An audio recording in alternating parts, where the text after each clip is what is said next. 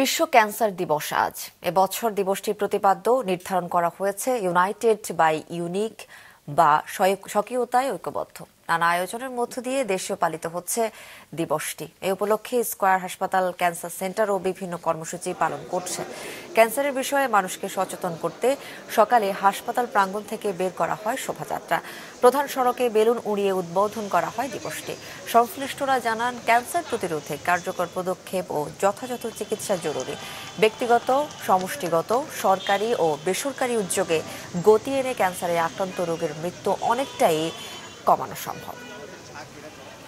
প্রতিটি ক্যান্সার রোগীর অভিজ্ঞতা আলাদা আলাদা। এই অভিজ্ঞতাকে একত্র করে ব্যক্তিগত, সমষ্টিগত এবং সরকারি এবং বেসরকারি সকল উদ্যোগকে একসাথে নিয়ে আমরা এমন একটা বিশ্বকে কল্পনা করছি যেখানে ক্যান্সার রোগী থাকবে না, আর যাদের হবে তারা দ্রুত সুস্থ হয়ে যাবে। স্কয়ার হসপিটাল এই কারণে আজকে এই র্যালি এবং অন্যান্য অনুষ্ঠানের আয়োজন করেছে।